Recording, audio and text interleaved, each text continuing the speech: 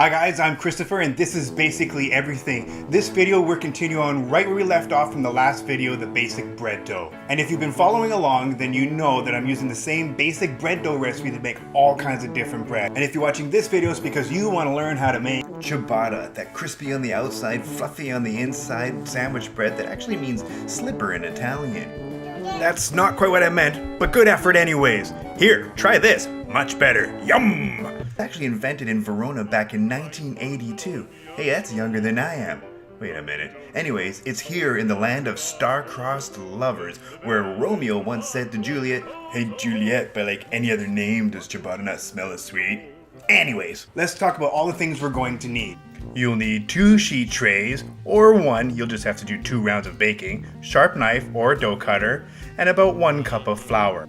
These next items are optional, but are used to improve the product. You need 1 oven-friendly pan and a cup of hot water. Okay, if you got everything you need, let's get started. Lightly dust your clean workstation with flour, and with clean hands, pull that dough right out of there. Should be a bit sticky, but that's good. Now flatten it out into a rectangular shape. Press all the air out of that. You should hear the hissing and popping of that going on. Now start folding the sides into the middle. Right into the middle, left in the middle, top into the middle, and bottom. Now flip it over, press out all the air, even up the corners, and away you go. Now we're going to cover it up and let that hang out for about an hour. Easy, right?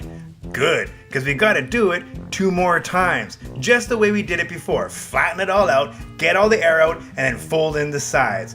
Just like before, from right to left, left to right, in the middle. Press it all in nice and firmly. Continue to press out all the air, flip it over just like before, cover it up, and wait another hour. Now you do it all over again. Isn't this exciting? Trust me, all of this hard work will be worth it. It's gonna pay off in the end, I promise. Alright, we've made it to the final stage. Let's flatten this dough out 1 more time into a nice rectangle. Don't worry about getting all the air out. In fact, leave some of that in there. Now grab your flour and give a light dusting over the top. Flip it over and do the exact same. Put it back so that the smooth side is up. Grab your knife and cut it right down the middle. Now you can choose triangles or rectangles. You know where that classic slipper reference comes from. I think I'm going to go ahead and do both here. After that, all you need to do is place them onto a sheet tray. Easy, right? Just line them up so that they all fit in evenly. Okay, just line them up so they all fit in evenly.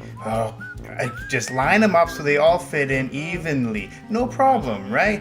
Okay, well, clearly I wasn't paying attention during that episode of Sesame Street, but we got it this time, right?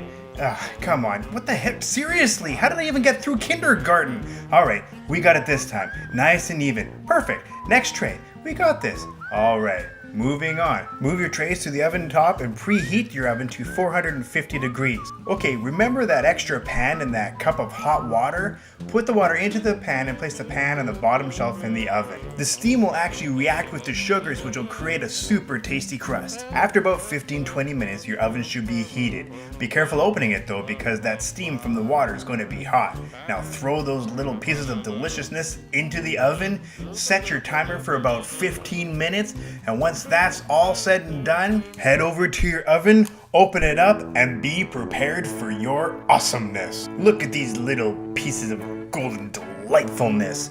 Well, if everything went according to plan, then you have just made ciabatta. Visit us basicallyeverything.ca or at our Facebook page and let us know about your success stories or your not so successful stories, and I'll do my best to give you a hand. Thanks guys, and I'll see you next time. Remember, you only regret the things in life that you don't do, so try new things. Ciao.